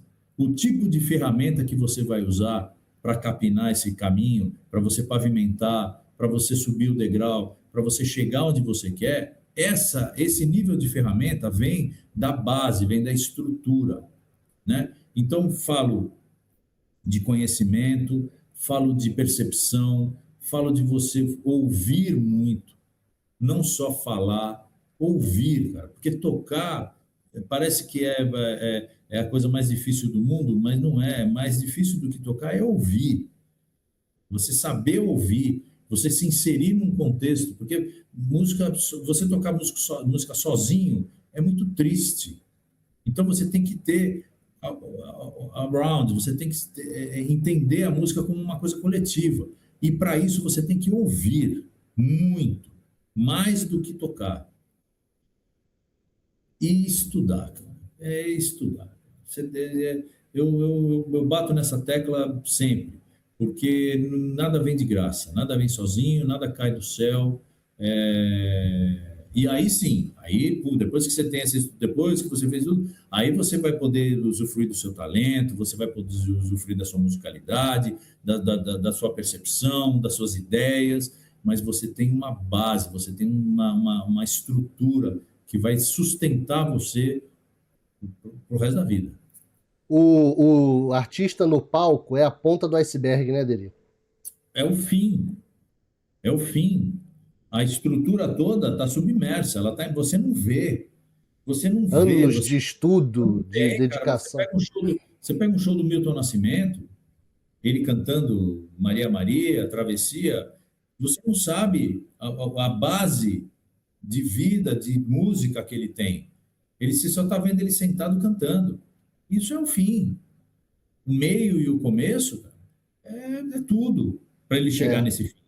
tem toda uma Tudo. base, né? É Opa. verdade. Gente, ó, depois dessa aula do mestre Imagina. Derico, pô, então, Derico, gostaria de te agradecer muito pela generosidade de ter Obrigado. participado aqui do Obrigado canal. pelo Espero que carinho tenha do convite. gostado. Pô, aprendi muito. Sei que todo mundo que assistiu também aprendeu demais. Bom, Então eu vou, bem, te agradeço aí mais uma vez, tá bom? muito obrigado. Pela generosidade. Então, pessoal, muito obrigado vocês que assistiram até aqui essa aula do Derico, sensacional, de vivência, de tocar com tanta gente grande, do estudo, da base erudita dele, depois como foi a migração para a música popular e o projeto incrível do Music Truck que ele tem até hoje aí, brindando várias cidades ao redor do Brasil. Se inscreva no canal, dê o like, isso é importante para ajudar o projeto, tá bom? E então, só tenho a agradecer você ter assistido até aqui. Muito obrigado e até o próximo Sopro em Cena. Um grande abraço.